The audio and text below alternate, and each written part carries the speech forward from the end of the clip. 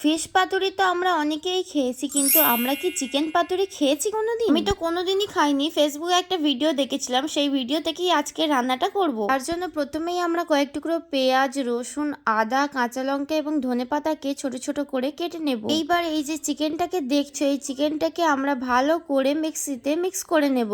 আর ধনেপাতাটা তো একদমই গ্রেট হয়নি, তাই আমি চিকেনের সাথে একবারে মিক্সিতে মিক্স করে নিয়েছি। এইবার চিকেনটাকে ম্যারিনেট করতে হবে, তাই এর মধ্যে দিয়ে দেব হলুদ গুঁড়ো, জিরে গুঁড়ো, চিকেন মশলা এবং পেঁয়াজ বেরেস্তা এবং পেঁয়াজ বেরেস্তার তেল। আর দেবো ওই কেটে রাখা পেঁয়াজগুলো দিয়ে ভালো করে হাতের সাহায্যে মিক্স করে নিয়ে এটাকে কিছুক্ষণের জন্য ঢাকা দিয়ে রেখে দেবো। এবার চৌকো চৌকো করে কেটে রাখা কলা পাতা নিয়ে নিয়েছি এবং এই কলা পাতাটাকে দুদিকে আগুনে সেঁকে নিয়েছি যাতে কলা পাতাটা নরম হয়ে যায়। এবার চিকেনের কিছুটা মিক্স কাঁচা লঙ্কা এবং তেল দিয়ে ভালো করে কাঠির সাহায্যে এটাকে মুড়ে আটকে রেখে দেবো। এই দেখো একটা একটা করে করতে আমার সব কটা পাতুরি একদম রেডি হয়ে গেছে। এবার কড়াইতে সামান্য তেল দিয়ে পাতুরিগুলোকে দিয়ে দেব।